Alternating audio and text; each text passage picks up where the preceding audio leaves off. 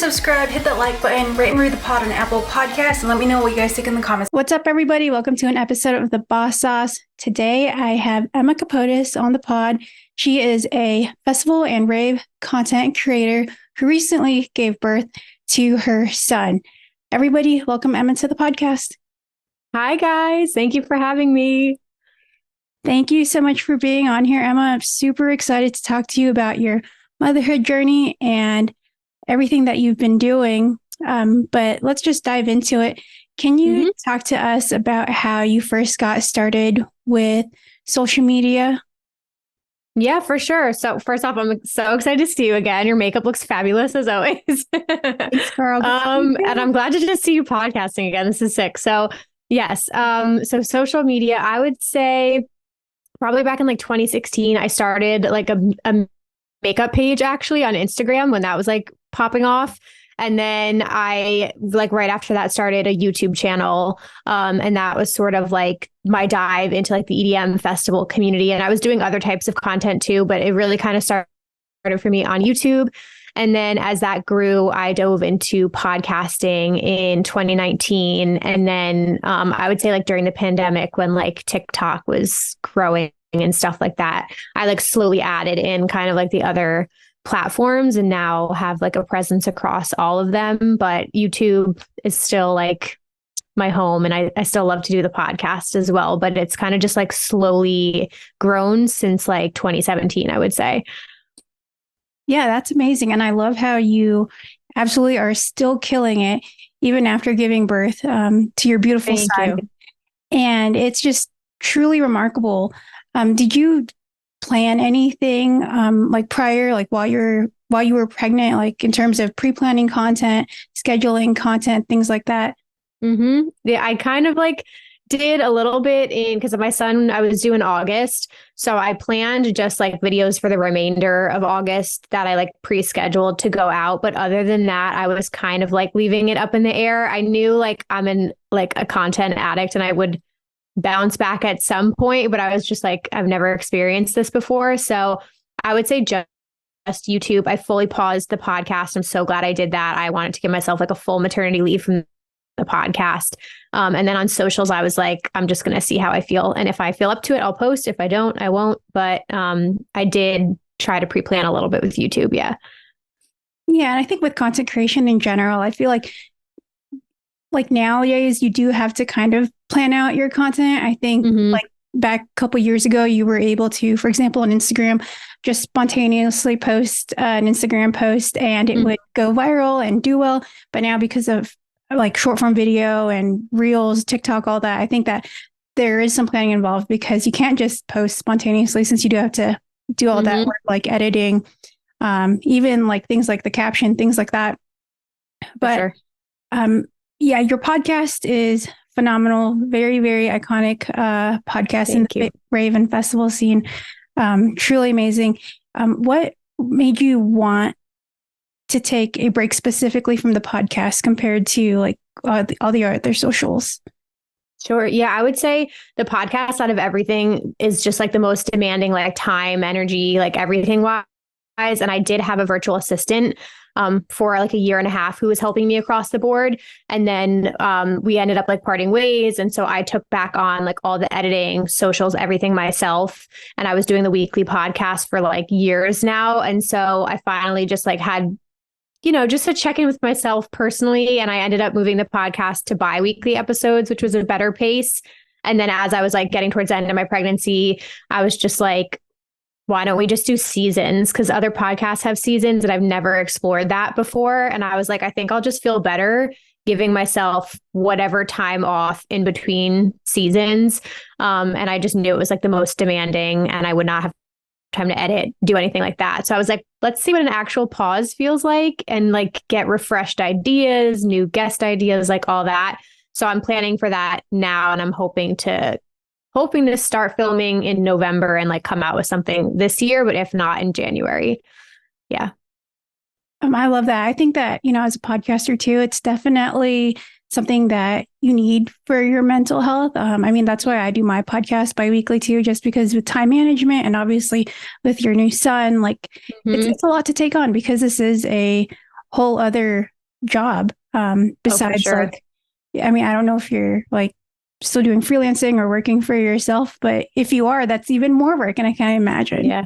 No, so I'm working full time now for Beatbox Beverages since last August. I've been full time, over a year. So that was amazing. Yeah. So I have like a full, thank you. That's been really, really good change for me. And so I'm on like a full maternity leave right now from my full time job. And I do everything else on the side. So like a lot of things have moved around and changed. And obviously like priorities, they're totally different now. So I will say with the podcast, one thing I am exploring is also just like, I feel like sometimes the tools and resources you use can also make your life easier. And I was just editing everything in Premiere and doing all this. And I don't know if you use the platform Riverside, but I might explore that platform because apparently this is not a plug. I don't work with them, but a friend of mine recommended it. They like have an editing system built into the platform. So you can record and then like literally select sections and it edits it into like all different size dimensions for you. So you can do it all in the platform. So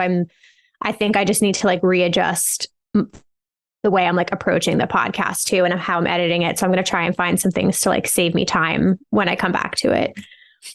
Yeah, no, I haven't heard of Riverside, but I'm going to dive into it. There's another platform too. I forget what the name is, but you can upload your podcast and apparently it's AI will cut your podcast into like the little clips that it thinks that is the best from your podcast. So, oh, interesting. Yeah. I'll have to look it up and like DM you about it. But I feel like there are so many cool tools out there now that weren't there when, when I started Best Candy Ever a long time ago, or maybe when you first started Rave Culture Cast.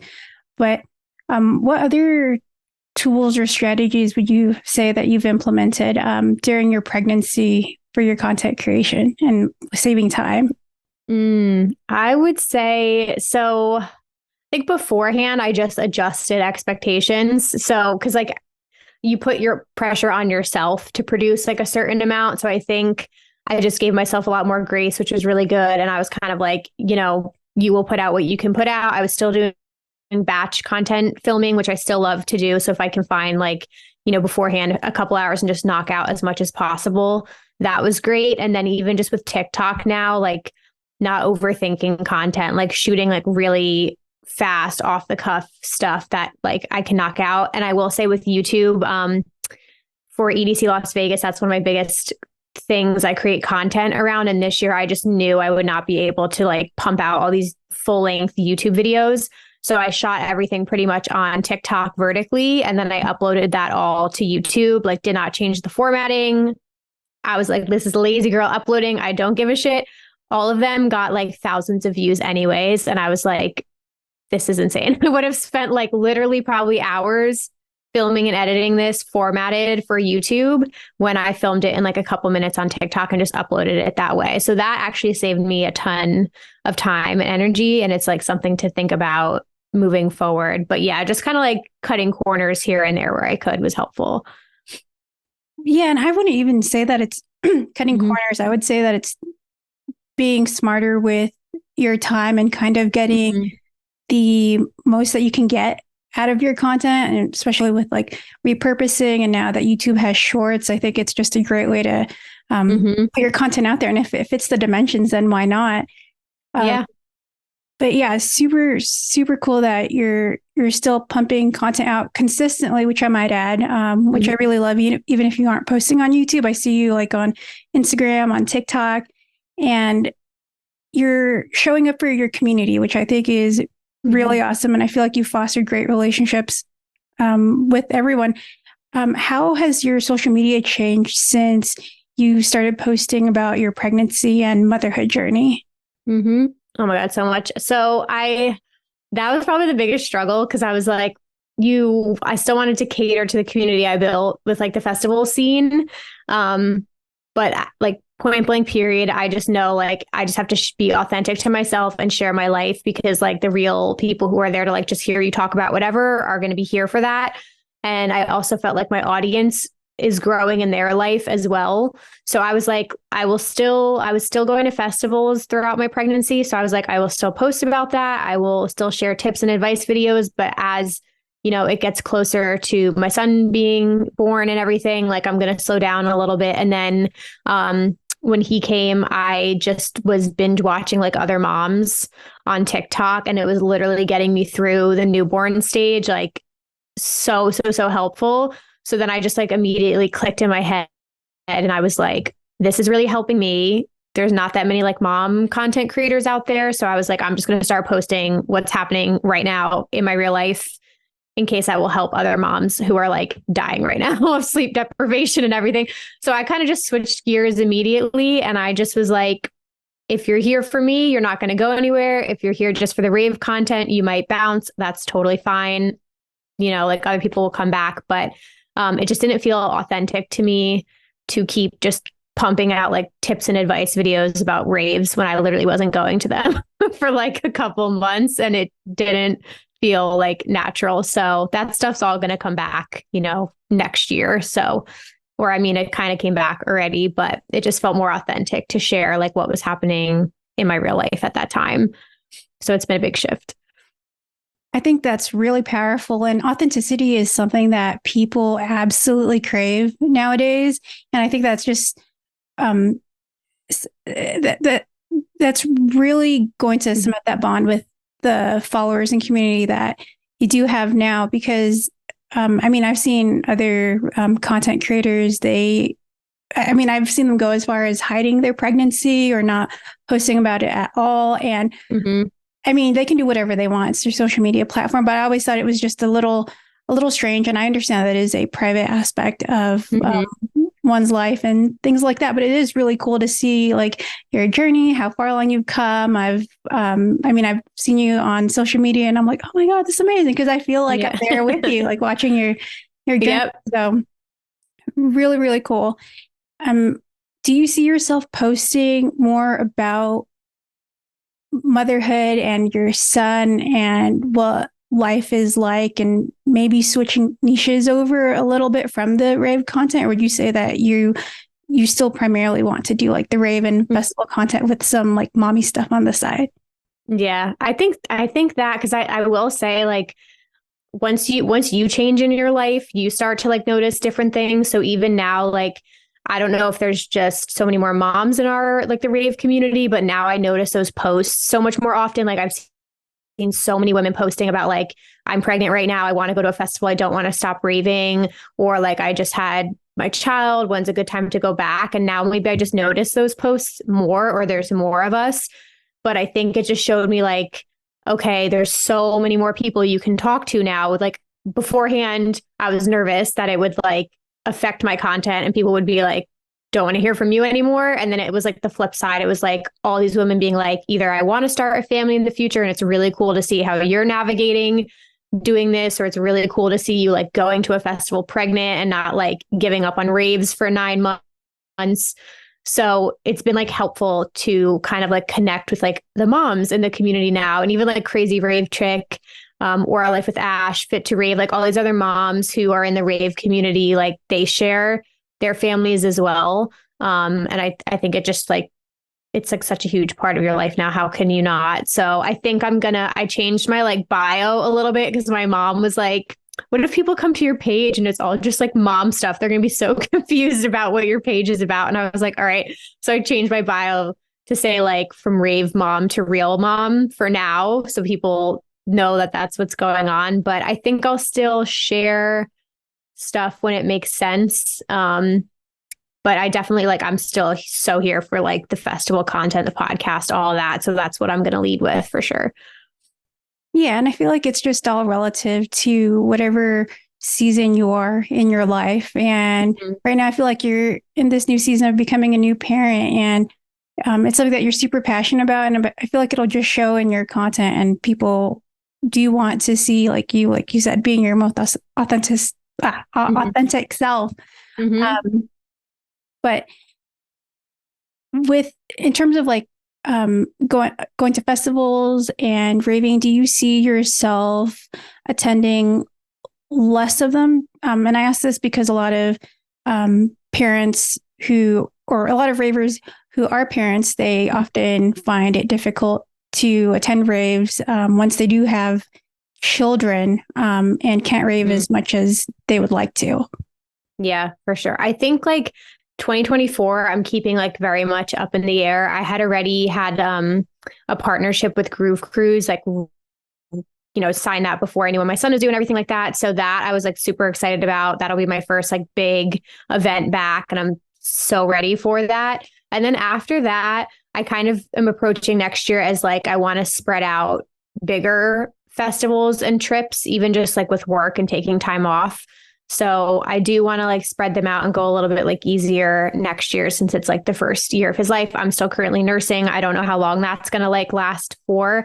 And then I started phasing out of like local shows even before I was pregnant. I just was like slowing down naturally. I think we all go through phases with that. I don't know if you have, but I was like, I had just slowed down with like the Brooklyn Mirage and Avant Garden anyway. So now that just doesn't even seem appealing to me. So I'm like, I'll probably I have like the Eric Prydz Hollow show because he's my absolute favorite. That'll be my first like show back. But other than that, I don't really have like a desire to do like small shows right now. So I think I'm just going to play it by ear and see what feels good. But it will require a lot more planning and figuring out childcare and like all of that. So yeah, it's going to be interesting to see what happens next year. Right. And that's completely okay. And it's funny that you say that because I'm absolutely the same way.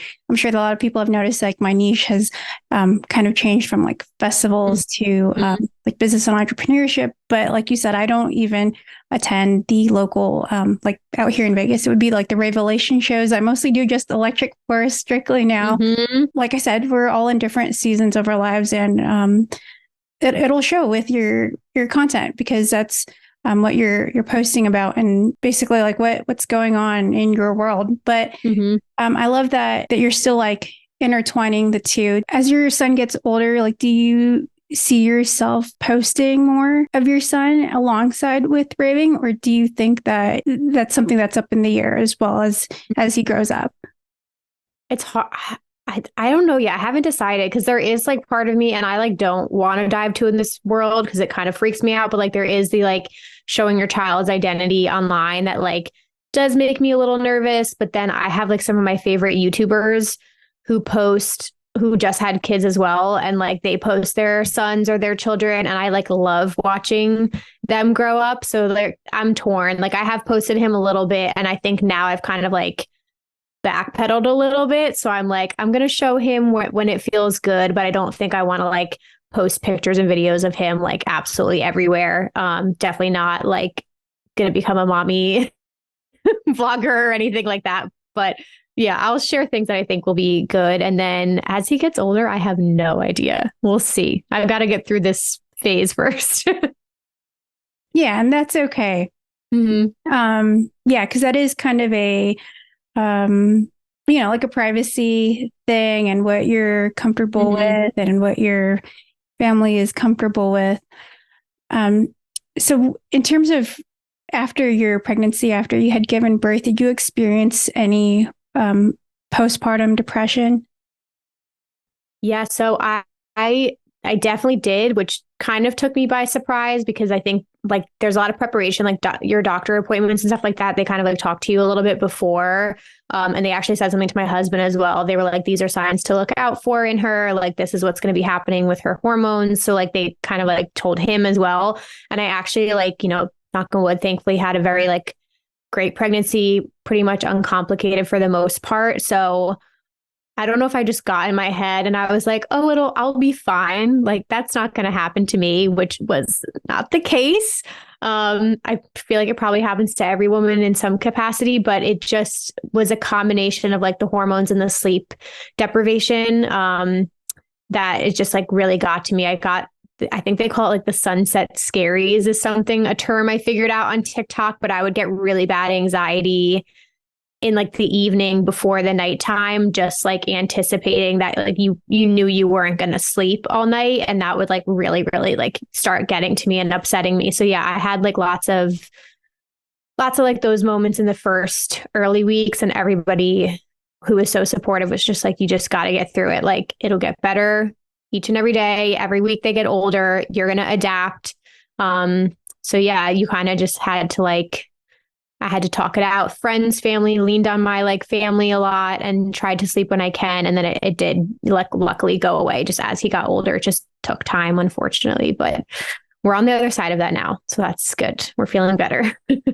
Thank goodness. I'm so sorry to hear that you had to go through that, but that just shows how much of a trooper you are for pushing through. At that time, were you making any content at all?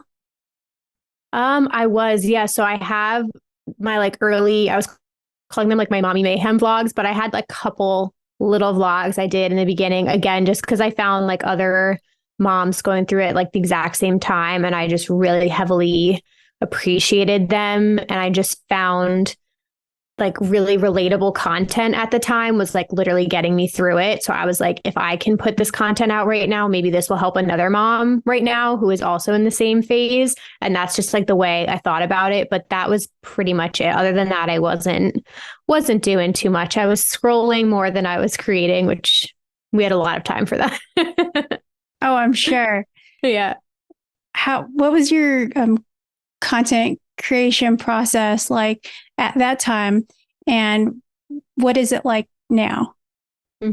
Like during the first few weeks, what was it like? Yeah, and while you were experiencing postpartum depression, and now that you're better, and I would say so.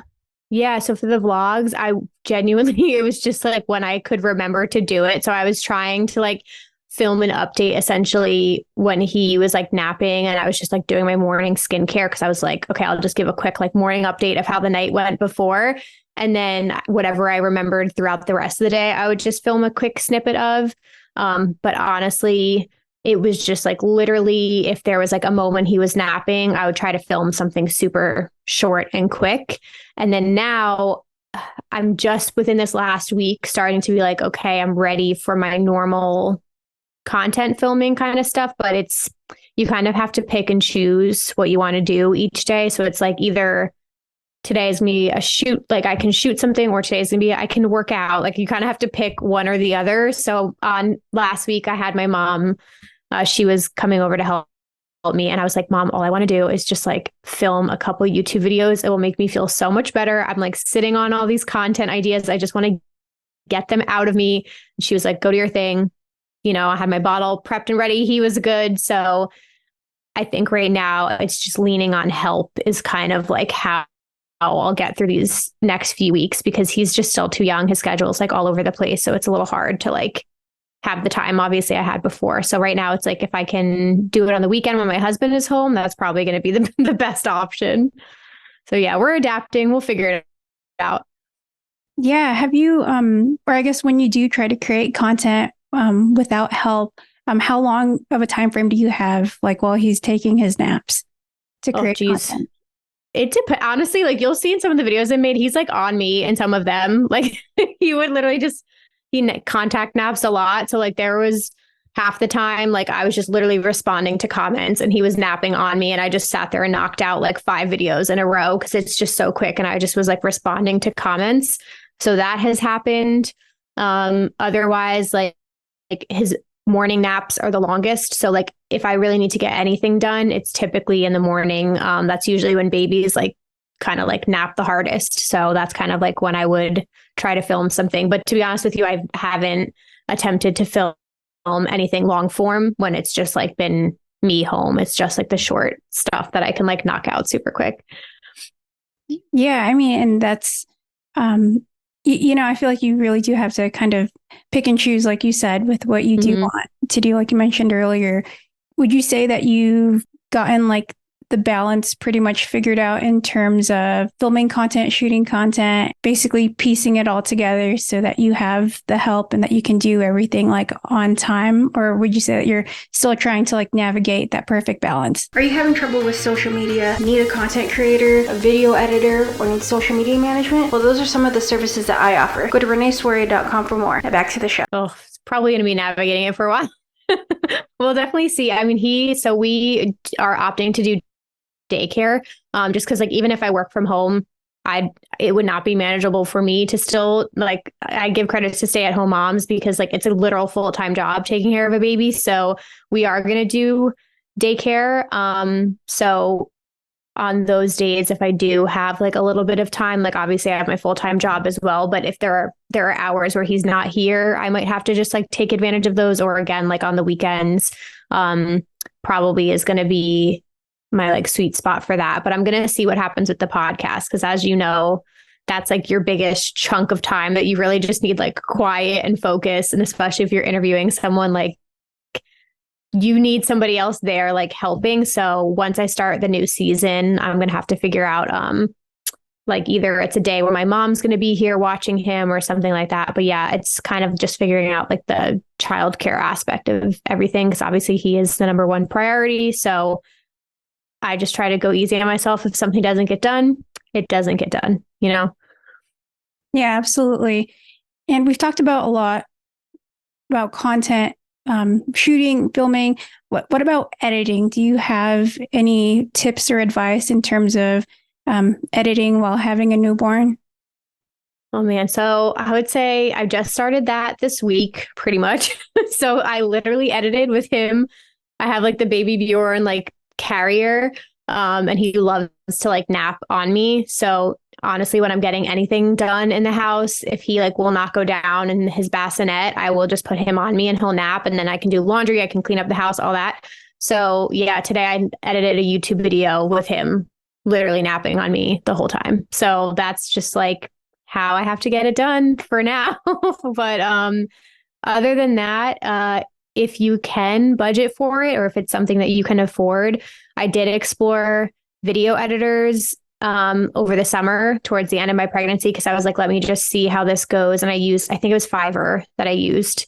And I found a great video editor on there, and she like knocked out a couple of my YouTube videos at the end, which was awesome. And it wasn't like too expensive or anything. So I'd highly recommend that too. And it's something I'll probably explore again. You just had to, depending on the editor, give more time. Like her turnaround time was like 9 days, I think, for a video. So it just depends on the editor you pick and how quickly you want something done. But yeah, if you like, right now, I'm very comfortable filming. I feel like I can find time for that. If the editing isn't working out or I don't feel like I have time, I'm definitely going to start using her again for sure. Yeah, I love that you mentioned that you explored other options. I think that video editing is definitely something that a lot of creators don't want to delegate, just because I feel like everyone has their own style, and some people may think, oh, but they can't edit my videos the way I want. Did you find it easy to find an editor that edited your videos in a style that you liked, that you felt kind of like aligned with how you were editing your videos already? I did. I looked at a lot of profiles. I kind of found like 3 people that I liked the most and just like watched their portfolios and stuff. And then I felt good about one because she did have a little bit about music on her profile, and that was like important. And then the only thing, which I think is a hurdle you need to get over, is obviously in the beginning when you start working with someone, it feels like it's more work because you're like typing up an outline for them and you're getting them all your assets, and you have to teach them like what you want to do. So it feels like a lot of work up front. And in the past, I had explored this and then been like, never mind, I'm just going to do it myself. You know what I mean? And that was just like the wrong attitude to have. Like once you find an editor and you guys are gelling, like then they start to get you, they understand your style. You're not going to have to like re-explain all of that stuff. I'll always, I kept giving her notes for sure, and like little timestamps and stuff like that. But then she did a great job like turning it around. So you might have to try a couple different people, but like Fiverr had so many options of video editors on there for social media content, YouTube, podcasting, like for sure can find people to honestly like help edit with your podcast too. So yeah, you might have to just try a couple people out, but if it's worth it, I think like she might've been like $50 a video or something like that. Really? Wow. Yeah, it was very affordable for the most part. And that was for like 12-minute long videos. It just depends. It was like, I think one edit included. So if you needed more edits, you'd have to like pay a little bit more, but she nailed it like the first time, every time. So that was good. Oh, that's awesome. I'm going to have to explore that. I don't know how much my videos would cost since it's like a long podcast. But then again, there's not that much editing that goes into it. So definitely check it out. There's so many podcast editors on Fiverr. Yeah, no, I will for sure. Um, in terms of like all your social medias, you have your YouTube, Instagram, TikTok. How do you balance all of them, especially now that you're a new mom? I would, it's hard. I would say like for the most part, TikTok and Instagram in the past, like are almost the same. Like there's a little, I approach audiences a little bit differently, but most of it, the video content I create is posted on both platforms. Now I'm kind of leaning a little bit more towards um, TikTok being like a little bit more casual. Like there will be extra video content on there that's like off the cuff or like answering comments and stuff. And then Instagram, like obviously I have photo content, but I'm kind of going to go a little bit more like personal on that page, I think, or even aesthetic isn't the right word. I've never had an aesthetic to my page, but more recently I've been like, maybe I should have like a little bit more of an aesthetic to my page. So we'll see. But yeah, I don't know. I think I just try to focus right now on working smarter, not harder, and just like knocking out short form content when I can, communicating with my audience a lot. And then YouTube takes more planning. So that's kind of like, I'm just going to see how things go. But anything can be content is another thing I would say. Like I've posted just tweets as posts before. Those take 2 seconds. I've posted like, well, God, what's the new thing? Threads. I've just cropped my threads thoughts and put them as posts. So honestly, I just feel like literally anything can be content. Just throw it up there. I really don't overthink things too much. And mine don't have to look like primed and polished. I don't really give a shit that much. So yeah, I would say don't overthink it and just, repurpose your content. Yeah, absolutely. And I know you mentioned aesthetic. I recently read that Instagram aesthetics are like, how people would create like these beautiful profiles with their color palette and everything would look a certain way. Do you want to do an aesthetic just to get like more of a fluid branding or have a certain feel to your accounts? Or is it something that you're just wanting to do? Because I read something that said that it was pretty much out of date and that people don't care anymore. But I think it's just kind of like up to you. But I love that you had mentioned that because I feel like it just depends on the person. But I feel like not everyone does them as much as they did a couple years ago. Oh yeah, no. If I come across like a really like beautiful page, like I appreciate it and I think that looks awesome. But no, I don't.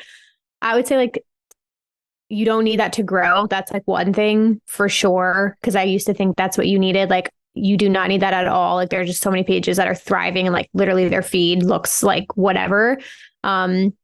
The only reason I was like thinking about that more recently was just to have like more separation between TikTok and Instagram, because I think everyone knows now with TikTok, like the raw unfiltered, like post whatever aesthetic is like what works there. And I like that about it. You can just throw up like your drafts kind of vibe.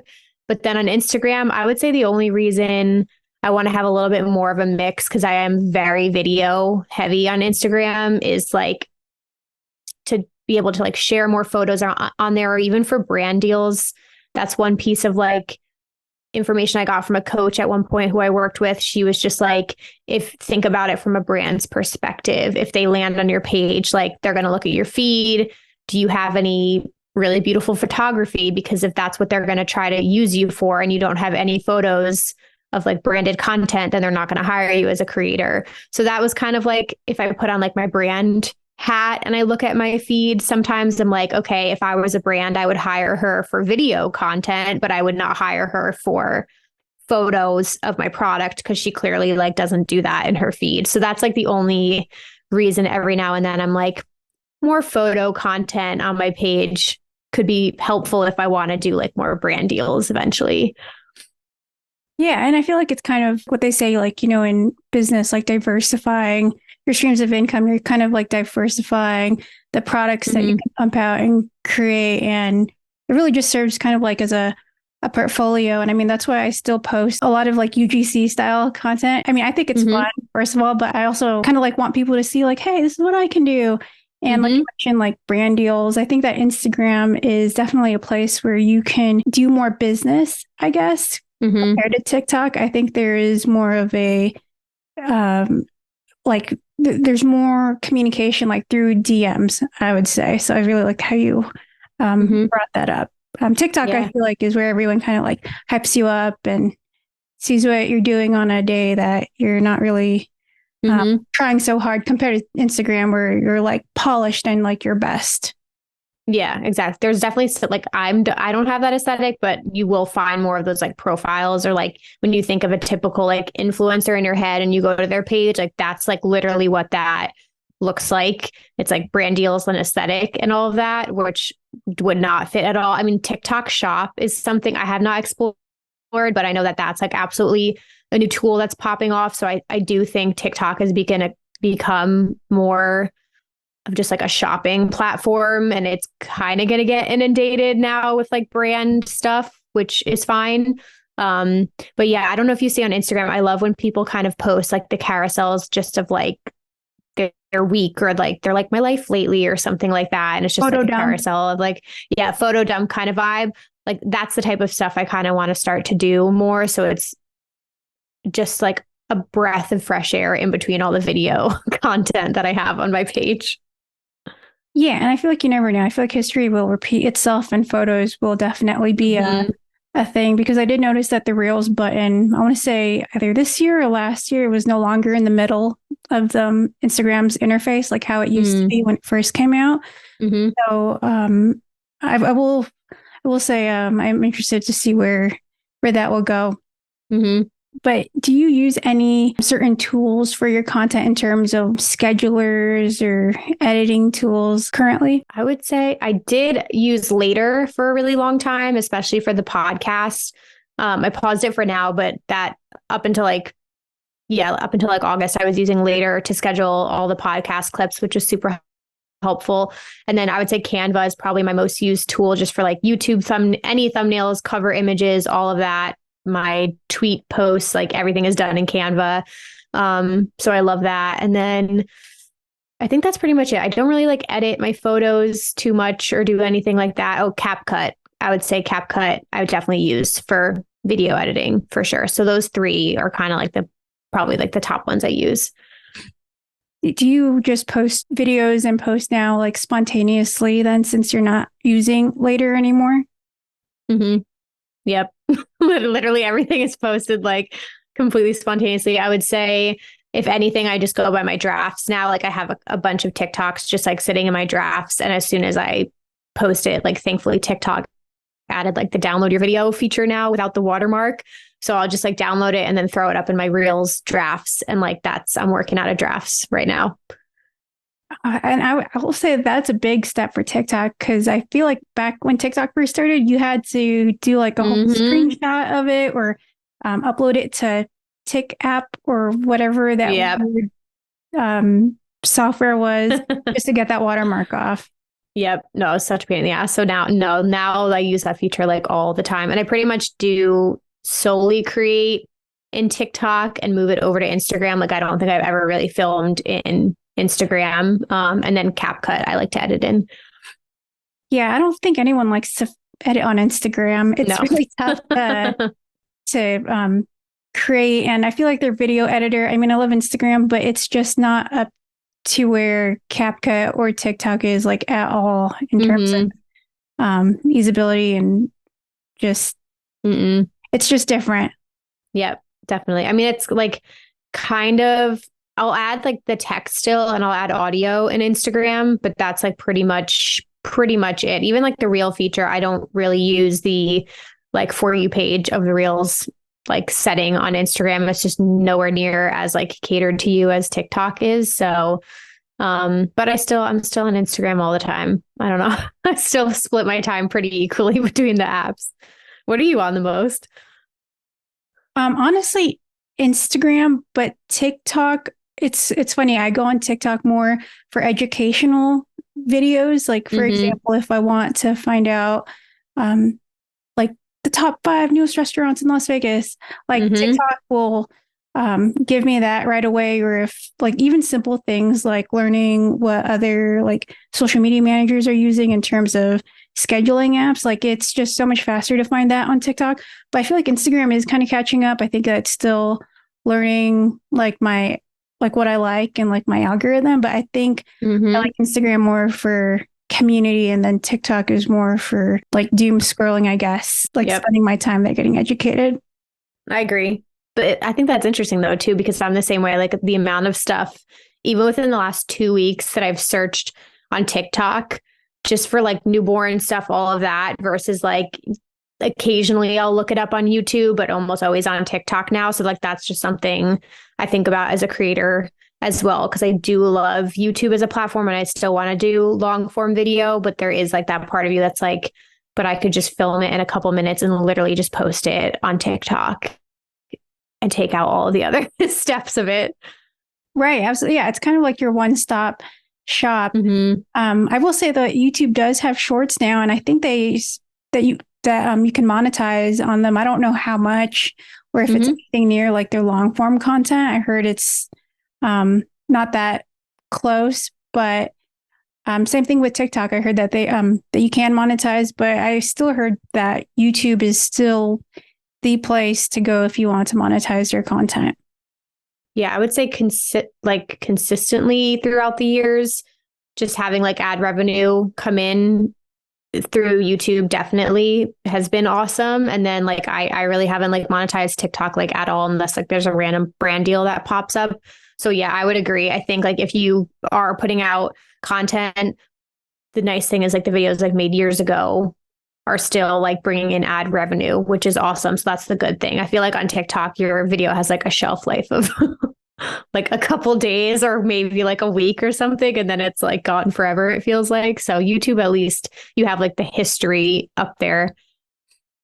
Yeah. And it's kind of like the evergreen content where it'll just keep on getting views versus Instagram or TikTok where the shelf life isn't as long. I think that on YouTube, they'll still show videos from like years or even decades ago when you search for something. But I did want to ask you, since you did mention ads and YouTube, when we first talked way back when, I think it was when I took your social media course a couple of years ago, you did mention that YouTube was not making you any money whatsoever. But it's so great to hear that it's kind of like come full circle now that you are making money off of YouTube.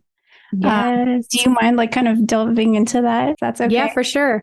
I would say like the monetization part of everything has never been my strong suit. I'm still not the best at it, but yeah. So over the years, like I turned on the monetization. So I'll just like drop the ads on my videos. It's very temperamental depending on the month. So like I personally will see an uptick in my views and revenue in like March, April, May, because that's around EDC. And that's the most, like a lot of my content people come to is EDC. So like every single year I'll see like an uptick, and those are my strongest months. Or like November, I have a lot of EDC Orlando content. So I'll see like a jump in that. So it does, like the ad revenue definitely fluctuates. And then in like, January, February, it could go down to like $100 for the month versus like I've had a good month of like $1,000 before in the past. So it literally can fluctuate like that. It just depends on how many views you're getting, how much content you're putting out. So I haven't had anything like super crazy, but even if I get like, $400 for the month, that's awesome. That's just like coming in. So it is really nice just to have like the ads turned on. And YouTube Shorts, I do have like, you can like monetize those. I haven't seen anything crazy that I can think of, but I also don't think I've had anything go like super crazy viral on Shorts that I could tell that there was like a huge jump or anything. But it is nice just to have like that little bit coming in every month. Yeah. And for your ads, did you have to reach that quota of what I believe was like 4,000 watch hours and 1,000 subscribers? Is that still how it is? Yep. Yeah. There's that like minimum, certain amount of views on your channel, subscribers, and I forget what the other one is. But yeah, once you hit that, you can turn on monetization. Yeah. Well, hey, you know what? $400 is still $400, especially with a new kid. So, oh yeah. Yeah, take that. But I love that it's come like full circle from like the last time we talked about YouTube and monetization. So congrats on that. Thank you. In terms of you going back to work and resuming the podcast and managing your socials, being a new mother, how do you plan on managing your time and getting it all done? So that's a great question. I think as long as I've started working at Beatbox, like I just have loved my job, like genuinely love it, love my team. So I kind of like had a switch a little bit in priorities when that started, because it is hard to spread yourself thin, because then you're not giving anything 100%. You're giving like everything you're doing, like 30, 20, like, and then I feel like it's just really hard to grow, or it's just that much slower. So with Beatbox, I feel like I've put a lot of my energy into my job there, which has been going awesome. So I'm like really excited to go back. And I feel like, again, obviously, like we'll have my son top priority, but I do kind of like look at Beatbox now over like my content and all of that as like my top priority. So obviously just like doing that, trying to excel at work. And then I think the hardest thing is just going to be like my evenings is when I was doing like content or editing. And obviously like that's going to be with my son. So I think it really is just going to be like finding time where I can and not getting like frustrated with myself or overwhelmed if I like don't do a certain amount or don't get it done on a certain time. I think I just need to be like very flexible and adjust expectations, I would say. So that's probably going to be it. And then I would say I'm definitely going to explore like either the video editor or, like I mentioned, using like a new tool to edit the podcast. Anything that's going to like save me time and energy is what I'm going to try to explore. And then we'll just see how it goes. So yeah, we'll see how I go back November 29th to work. So we'll see how December goes. You can do it. Yeah. Do it. And I mean, clearly you have a lot on your plate. And once you go back to work, you will have even more. How do you deal with burnout, especially as a content creator? I feel like it's something that happens to every single content creator, no matter how big or small you are. How do you plan on coping, especially now that you have so much to take on in terms of being a new mother, going back to work, and all these platforms? I think like part of me, one thing I'm learning now is just to like you're just going to have to like let some things go off your plate. And like it is, and everybody's tolerance is different. I will say, like, I didn't just start out the gate like this. Like I've built this tolerance over literally like 7 years of being a content creator. So like my expectations and like production of myself is like crazy high. But I think, yeah, like new things come into your life. So other things got to go. Like you can't keep doing all of them. So I've kind of like approached that way, even with like the podcast and stuff. Like I want to explore how this new season goes, but to be totally honest with you, if it is way too much work and time consuming, then I might have to like let the podcast go and explore what Rave Culture Cast looks like in a different capacity. Or I've even thought to myself, like, maybe we just make content when I'm at festivals and that's it. And then I post content like periodically. It doesn't have to be like this consistent, like every single week kind of thing. So I think allowing yourself to rest as well and like let things go, like really rest and take a break, and like shut your brain off is definitely important. But yeah, try pick and choose things. Like I fully let go with Rave Culture Cast. I was doing like all the platforms as well. And then I was like, nope, I'm not doing TikTok anymore. I'm not doing Twitter anymore. Like I can't do it. So I've been focusing on Instagram and yeah, just taking things off my plate. So if you feel like you're hitting that like point of burnout, I would say like look at everything you're currently doing and see like what you enjoy the most maybe, or what you want to like put the most time and effort into, and maybe just like let some other things go. And it's okay if you don't post on them. It's not the end of the world. I love that. Really, really powerful insight there. And essentially, it's like you're working 3 jobs: content creator, new mom, your 9 to 5, as well as the other things that come along with being a content creator, like editing. I think that's just so much to take on, but it's so great to see that you're still pumping out content, that you've been consistent, and that you haven't like ghosted anyone. So I really applaud you for that. Thank you. Yeah. And would you say that you've had like any new doors of opportunity open up with posting, or since you've started posting like motherhood content? Yeah, I think I did have one like brand reach out to me, and I did like a product like post for them, which was really cool. And then I am exploring like Amazon storefronts, which I know like that's so fucking influencery and cringe, but I did like explore that because I have bought so much shit on Amazon. So I have like more with the motherhood versus like rave stuff. Like I have a pregnancy essentials storefront on there, my postpartum, like all of the products I've been using. So that was more so just like things I actually used during my pregnancy that I really loved. I was like, why not just make an Amazon storefront for that? So that's kind of like the route I went down rather than like trying to book brand deals and stuff because I just knew I wouldn't be as consistent with that content. But yeah, so far so good with that. I love it. And I don't really think that's cringe. I mean, maybe some people will see it that way, but personally, I love seeing people's storefronts and seeing what people recommend. Just because I'm a sucker for reviews. Yeah. And I'm that type of person that will buy something if it's like a referral, like if you tell me about it and like you've used it and it's amazing for you, like I'll most likely end up buying the same thing. But super cool. What advice do you have for any expecting mothers or people that are like starting out their content creation journey with children? Ooh, I would say I would just say go easy on yourself and then do what you're comfortable with. Like don't feel pressured to like push yourself to like have this crazy output or anything like that. Like post when it feels good to you, or if there's like you feel like there's a community you can connect with. That's what I leaned on heavily. Cause again, I just found the content that was super relatable and made me feel seen was like what I enjoyed the most. So I was like, okay, let's just put it all out there, talk about our experience. And if other people can relate and this can help other people, that will be awesome.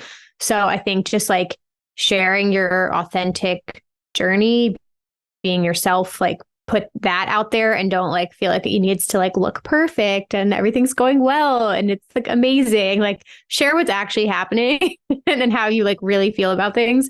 Because I think you'll connect with more people that way. And then again, yeah, just do your best and look at different tools, resources, things you can use to like make your life easier, or just if it's shooting short form content that you can do in like 5 minutes and that's what you get done, like focus on that.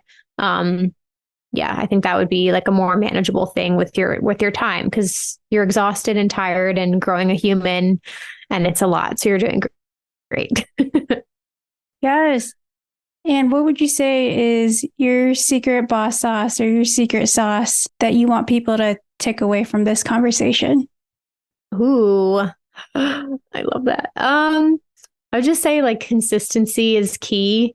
Like no matter what, over time, I think just being consistent across the board has like helped me grow. And I think I've always said this, I've never been in like a rush to grow or in like a rush to have like crazy numbers, but slowly just like showing up and putting out content over time has like led to the most amazing opportunities. And I've slowly grown my audience and connected with them. So just being like consistent and just continuing to show up and not like disappear for a couple months and then come back. Like I think consistency has just helped me across all the platforms. So yeah, I would say just find a way to show up and really like connect and communicate with your audience is huge. Answer those DMs, answer those comments, talk to people. That all like very, very much matters.